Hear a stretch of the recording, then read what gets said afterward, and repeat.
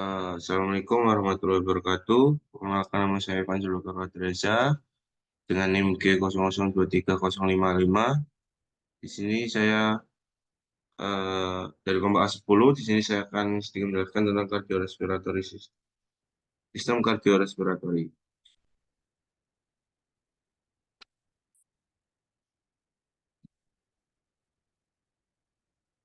Nah, di kardiorespiratory ini eh, yang pertama topiknya itu ada faring, yang kedua ada cor atau jantung, yang ketiga ada diafragma dan mediastinum. Yang pertama faring. Faring itu dibagi menjadi tiga. Ada nasofaring, orofaring, dan laringofaring. Nah, yang pertama nasofaring.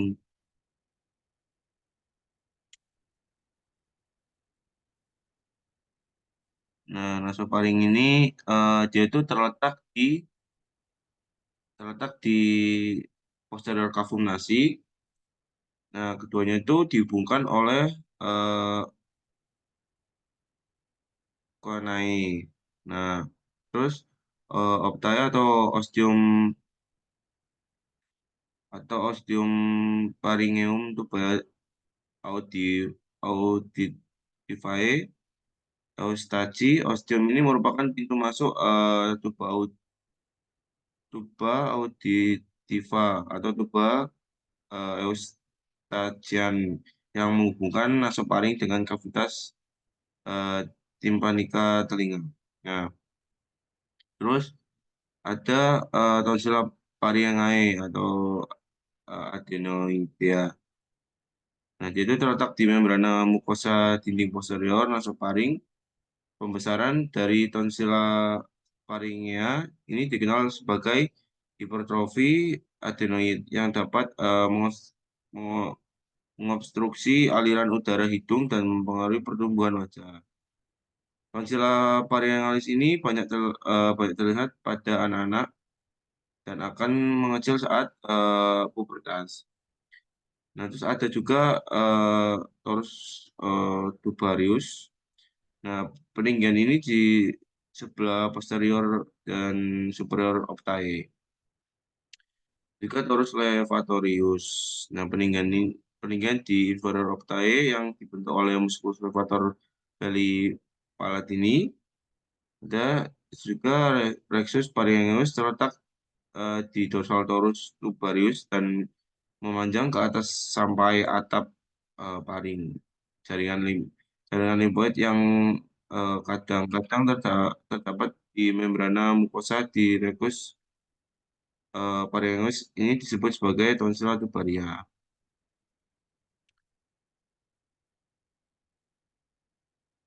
Nah, nasofaring sendiri ini dia itu sklerotopisnya itu VC1 sampai VC2.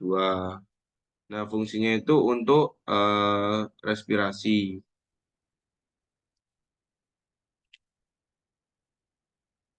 Next. Kita next ke orofaring.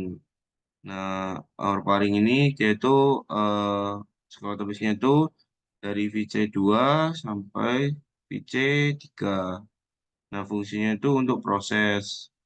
Nah, pencernaannya itu untuk ada istimus facium, ada arcus palatoclosus, ada arcus platopharyngeus, ada fossa tonsillaris, ada tonsila palatina. Orofaring ini merupakan bagian paring yang terletak di belakang kavum oris. Nah, keduanya dipisahkan oleh isthmus faucium. Nah, sedangkan palatoclosus, arcus palatoclosus itu suatu pelipatan mukosa di anterior fossa tonsillaris membentang dari platum mole hingga tepi lingua.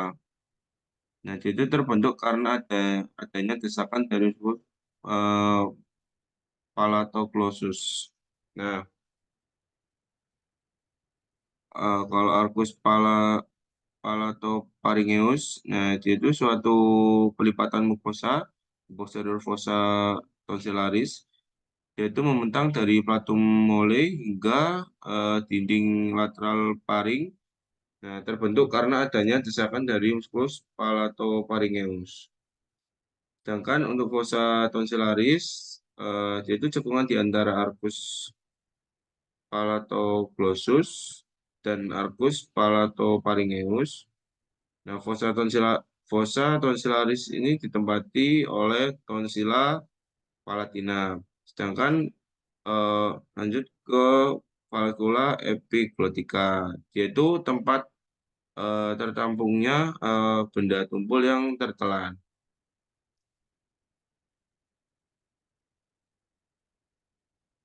Lanjut ke laringoparing. Nah, laringoparing ini dia tuh skala tebusnya dari VC3 sampai VC6. Nah, di laringoparing ini ada fossa piriformis dan juga aditus laringis. Nah, fossa piriformis ini terletak di kanan dan kiri dari laringoparing, berfungsi untuk menampung benda tajam yang tertelan. Nah, sedangkan benda tumpul akan tertampung di valikula epiglottica pada orofaring. Nah, juga kan ada aditus laring, laringis. Nah, aditus laringis ini merupakan pintu masuk menuju laring. Nah, dia itu terletak pada eh, dinding anterior laringoparing.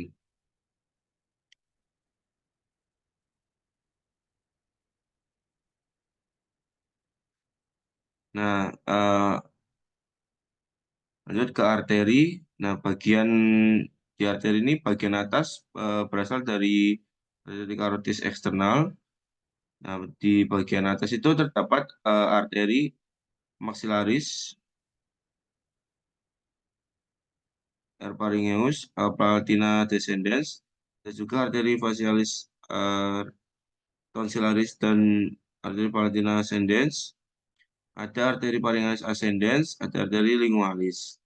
Nah, bagian bawah sendiri berasal dari trunkus tirocarv- tirocervicalis atau arteri subclavia. Nah, bagian bawah itu ada arteri tiroidea inferior, pharyngeales. Nah, tonsila palatina mendapat suplai darah utama dari tonsila arteri facialis. Lanjut ke vena. Vena sendiri, vena itu plexus vena pharyngealis mengalir ke plexus eh, pterygoideus di superior dan ke vena facialis serta vena jugularis interna di inferior. Nah, ini inervasinya sensorik plexus pharyngeus dari dan nervus glossopharyngeus, motorik plexus pharyngeus dari nervus vagus. Lanjut ke cor. Nah, di cor sendiri ini ada struktur eksterna, struktur interna, dan mekanisme katup.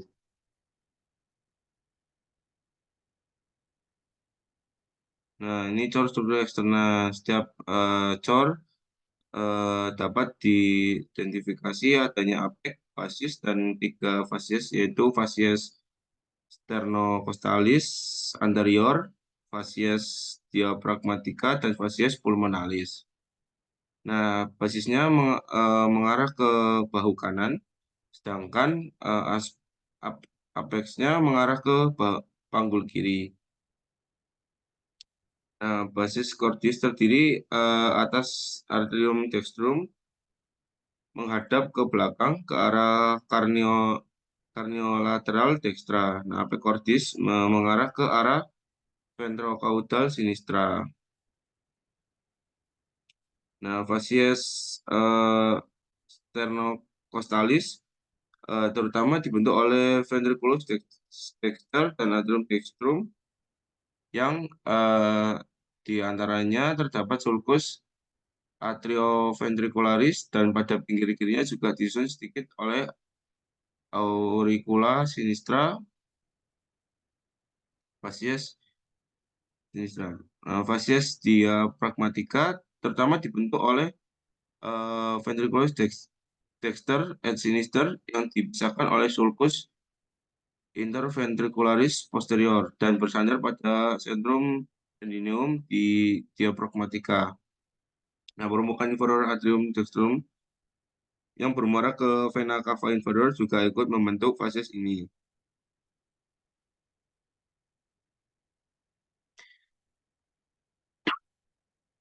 Ke facies pulmonalis. Facies pulmonalis itu terutama dibentuk oleh ventriculus sinister yang membentuk impresio cardiaca pada facies medialis pulmo sinister dan atrium dextrum untuk pulmo dexter.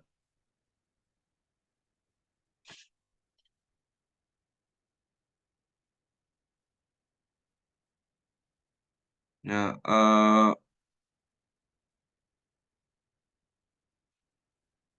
empat ruangan jantung terdapat empat ruangan jantung. Yang pertama atrium dextrum, atrium sinistrum, dan ventriculus dextrum dan ventriculus sinistrum. Nah, ada auricula jantung. Nah, auricula beda dengan atrium. Nah, dia itu merupakan struktur pelengkap atrium yang menonjol, yang merupakan sisa atrium kanan janin. Auricula ini dapat meredakan tekanan tinggi di atrium dengan meningkatkan kapasitas atrium pada saat stres. Permukaan dalamnya seperti dinding anterior atrium mengandung muskulus pestinati yang menyebabkan penampilannya jadi kasar. Nah, di permukaan luar jantung juga terdapat banyak sulcus-sulcus tempat lewatnya pembuluh darah jantung. Contohnya sulcus coronarius itu tempat lewatnya arteri koronaria, terus juga ada sulcus interventricularis anterior itu tuh tempat lewatnya arteri atau vena interventricularis anterior.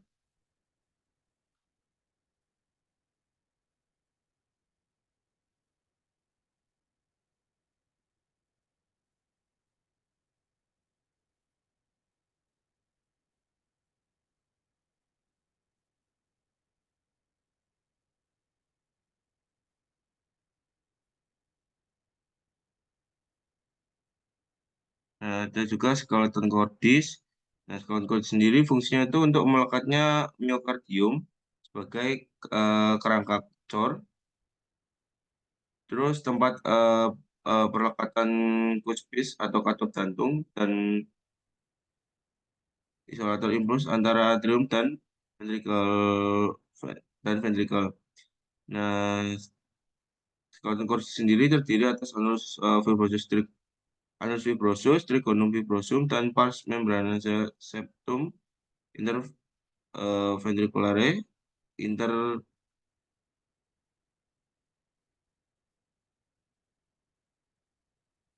interatriale dan atrioventriculare. Nah, skeleton cordis sendiri yang anulus fibrosus sendiri yaitu empat cincin fibrosa yang mengelilingi dua ostium atrioventriculare, orficum aortae, dan orficum truncus pulmonalis. Ada empat cincin. Yang pertama ada anus atrioventricularis dexter berada di sekitar valva tricuspidalis. Ada anus atrioventricularis sinister berada di sekitar valva mitralis. Ada anus valva aortae atau cincin aorta berada di sekitar valva aorta. Ada annulus valva trunci pulmonalis, cincin pulmoner, itu berada di sekitar valva pulmonalis. Nah, ada juga trigonum fibrosum. Nah, daerah trigonum fibrosum ini daerah penebalan jaringan yang hubungan antara anulus. Nah, trigonum fibrosum dextrum. Trigonum fibrosum ini terbagi menjadi dua, ada trigonum fibrosum dextrum dan trigonum fibrosum sinistrum. Nah, yang trigonum fibrosum dextrum ini di dia itu di antara anulus fibrosus valva aorta dan anulus arterioventriculare dextra. Nah, sedangkan yang trigonum fibrosum sinistrum dia tuh di antara anulus fibrosus valva aorta dan anulus atrioventriculare sinistra. Lanjut ke cor struktur eksternal. Nah, struktur eksternal sendiri ada atrium dexter. Nah, dia itu terdiri atas satu ruangan utama yang halus atau sinus venae cavae atau sinus venarum cavarum dan satu ruangan kecil yang kasar. Nah, dia itu terbentuk dari pecitinati. Nah, pada bagian superior yang disebut auricula dextra, kedua ruang dipisahkan oleh cirusta terminalis pada bagian dalam. Sedangkan pada bagian luar akan membentuk suatu alur yang disebut sulcus terminalis. Nah, auricula dextra sendiri yaitu kantong otot berbentuk kerucut kecil yang merupakan proyeksi dari atrium dextrum. Nah, septum interatriale sendiri yaitu memisahkan atrium kanan dan kiri saat fetus pada sekat ini terdapat sebuah lubang yakni foramen ovale yang pada orang dewasa akan mengalami obliterasi dan menjadi fossa ovalis. Nah, setelah lahir, eh, valvula ovalis menutup foramen ovale yang disebabkan oleh meningkatnya tekanan darah atrium kiri. Nah, ada juga limfosus fossa ovalis. Nah, itu bagian pinggir dari fossa ovalis.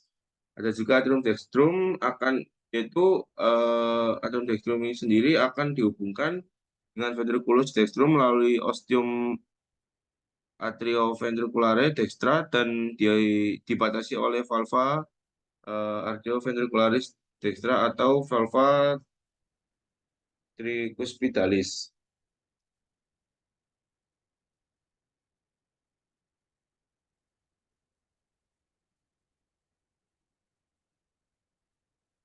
Nah, muara-muara pembuluh darah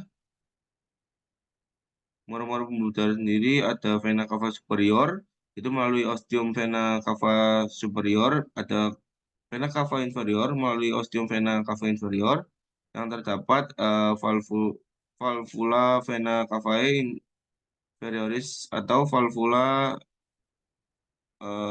eustachi, namun katup ini tidak dapat menutup ostium dengan sempurna. Ada juga sinus coronarius, yaitu melalui ostium sinus coronari yang terdapat valvula sinus coronari atau valvula TBC yang juga tidak dapat menutup ostium. Ada venae cordis minima yang melalui eh, foramina venarum minimarum.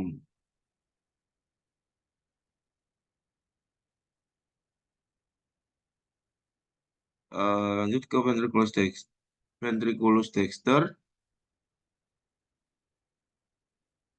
Nah, ventriculus dexter sendiri terdiri atas satu ruangan dengan permukaan kasar tersusun dari rigi-rigi yang menonjol disebut trabecula carnae. Nah, itu ada tiga jenis trabecula carnae. Yang pertama ada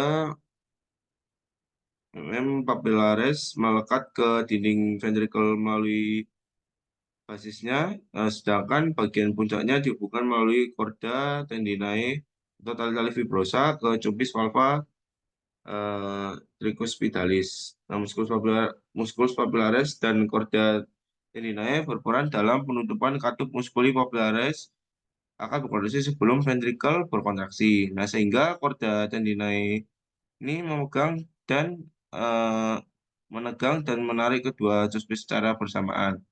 Nah, sehingga cuspis tertutup, gampangnya adalah korda tendina itu tali yang menghubungkan muskuli papillaris dengan katup. Nah, jadi muskuli papillaris itu berperan penting dalam fungsi jantung normal, membantu mencegah kebocoran melalui katup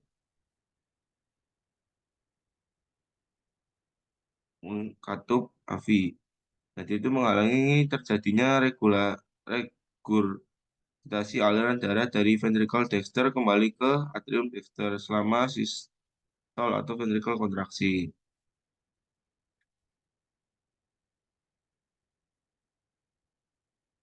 Nah, tra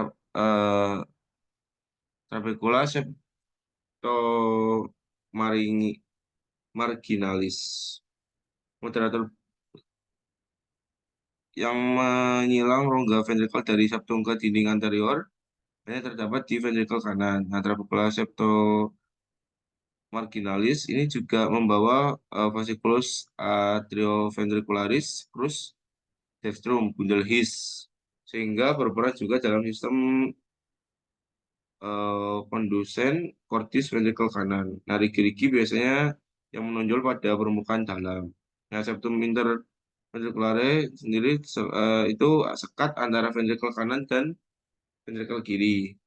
Nah, ostium trunci pulmonalis yaitu menghubungkan dengan truncus pulmonalis yang dibatasi oleh valva trunci pulmonalis.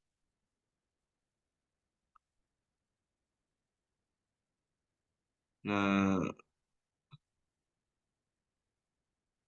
atrium sinister itu terdiri dari sinus venarum, cavarum, dan auricula sinistra, ostium avi sinistrum, yaitu menghubungkan dengan ventriculus sinistrum, fossa ovalis, dan valvular forminis ovale. Nah, yaitu dimulai oleh dua buah vena pulmonalis dextra, satu buah vena pulmonalis sinistra superior, satu buah vena pulmonalis sinistra superior. Ventriculus sinistra sendiri itu membentukkan apex cordis. Nah, yaitu miokard lebih tebal dibanding yang lain. Nah, vestibulum aorta, eh, ostium aorta yaitu menghubungkan dengan aorta.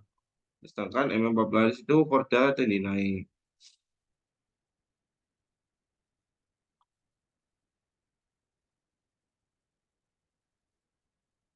Oke, jadi ini udah. Nah, ini lanjut ke mekanika katup. Nah, jantung eh, memiliki empat katup jantung. Katup aorta, mitral, pulmonal, dan trikuspid. Nah, keempat katup membuka dan menutup untuk membantu memindahkan darah dari satu area ke area lain. Nah, dua katup yaitu katup mitral dan trikuspid itu mengalirkan darah dari bilik atas jantung, atrium, ke bilik jantung bagian bawah ventrikel. Nah, dua katup lainnya, katup aorta dan pulmonal mengalirkan eh, darah ke paru-paru dan seluruh tubuh melalui ventrikel ketika katup jantung membuka dan menutup. Nah, mereka menghasilkan suara yang kita kenal sebagai detak jantung kita.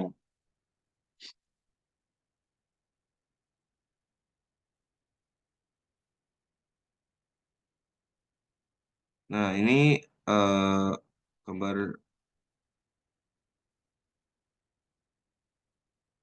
Nah, pertama gambar sirkulasi melalui jantung. Nah, pertama darah kembali dari tubuh ke atrium kanan. Darah ini telah kehabisan oksigen ketika oksigen dikirim ke jaringan tubuh. Nah, sehingga darah mencari lebih banyak oksigen untuk menjaga proses tetap berjalan. Atrium kanan yang sekarang penuh dengan darah yang kekurangan oksigen, memompa darah melalui katup trikuspid ke dalam ventrikel kanan. Kemudian ventrikel kanan berkontraksi untuk memompa darah melalui katup pulmonal ke dalam arteri pulmonalis. Arteri pulmonalis sendiri membawa darah dari jantung ke paru-paru, di mana daerah menerima oksigen yang kita hirup menjadi darah yang kaya oksigen. Nah, pada saat eh, yang sama proses di atas, terjadi darah kaya oksigen kembali dari paru-paru melalui atrium kiri. Atrium kiri kemudian memindahkan darah melalui katup mitral ke ventrikel kiri.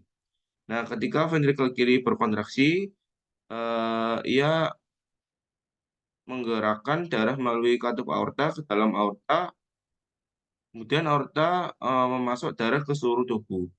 Nah, tugas katup itu adalah untuk mengalirkan darah melalui jantung ketika dua ruang atrium berkontraksi, katup trikuspid dan mitral terbuka.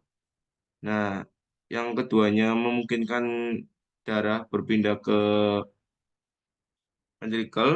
Nah, ketika kedua ruangan ventrikel berkontraksi, keduanya memaksa katup trikuspid dan mitral menutup seiring dengan terbukanya katup pulmonal dan aorta. Nah, darah yang seharusnya meninggalkan ventrikel untuk mengalir ke tubuh seharusnya dicegah agar tidak mengalir ke arah yang salah melalui bagian katup aorta dan pulmonal.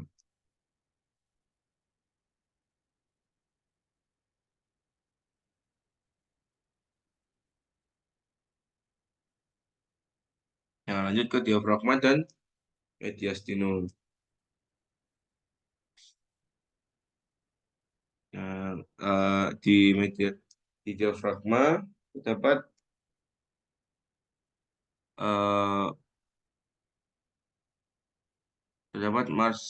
eh, pars muscularis dan centrum tendineum.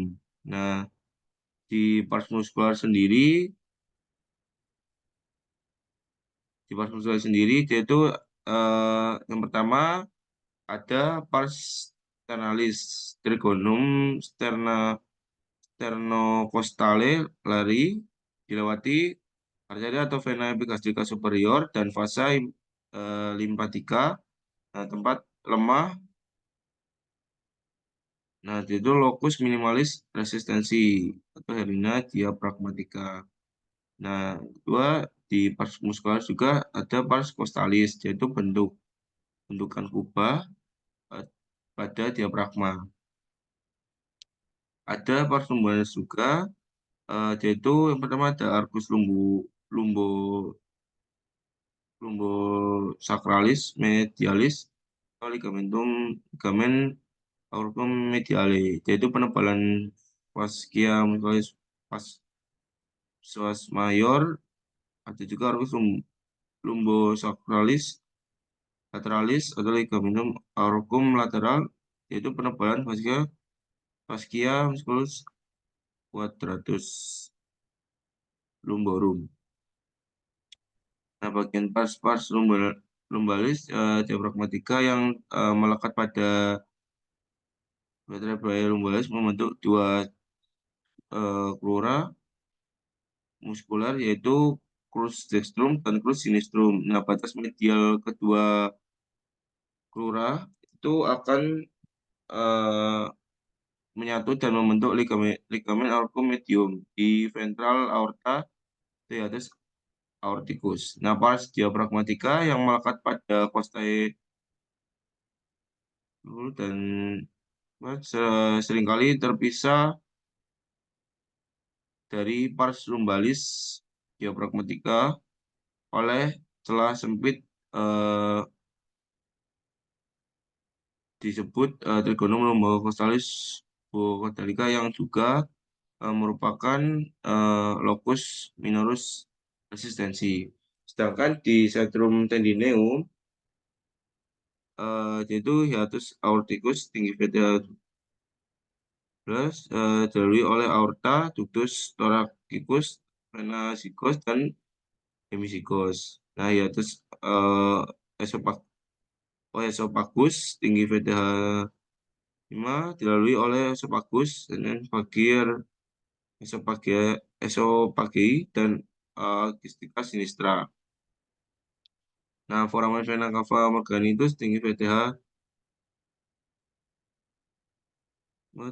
dilalui oleh vena cava inferior and nervus parenchymus dexter fasa limbatica. Nah, terdapat trigonum sternocostale atau leri.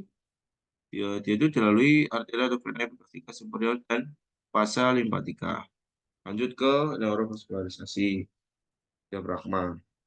Nah, di neurovascularisasi ini, vaskularisasi ini itu ada arteri plenica inferior, ada arteri plenica superior, ada arteri brachydioprenica, ada arteri musculoplenica, ada drainase vena pareal dengan arterinya. Nah, ini operasinya sendiri yaitu nervus plenicus atau nervus spinalis C3 sampai C5.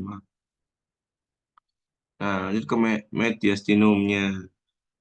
Nah, mediastinum sendiri terruang dalam kavitas torakis di antara kedua kavitas pleuralis. Nah, dia itu sebuah bidang transversus membentang dari angulus sternalis atau pertemuan antara membrium dan corpus sternil sampai ke diskus. Intervertebralis antara VTH dan 5 membagi mediastinum menjadi mediastinum superius, mediastinum inferius. Inferius sendiri menjadi tiga anterius, medius, dan posterius. Nah, mediastinum superius sendiri yaitu membentang dari apertura superior thorax sampai ke transversus thoracis plane.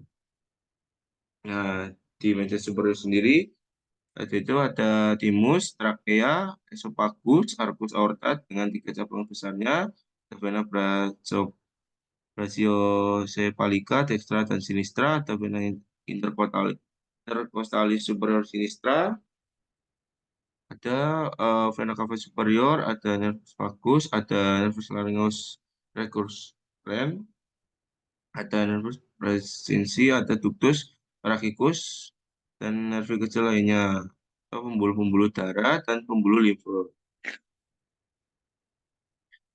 Nah, sedangkan di mediastinum inferior,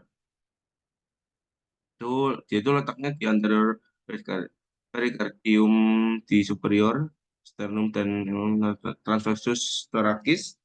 Nah, dia itu isinya sisa timus atau sisa timus, nodi limpatika, lemah, jaringan ikat longgar. Nah, mediastinum inferior media, yaitu letaknya di antara eh, cavitas pleura dextra et sinistra. Nah, isinya itu ada core, ada cor, pericardium, nervus plenicus, terus ada pangkal aorta,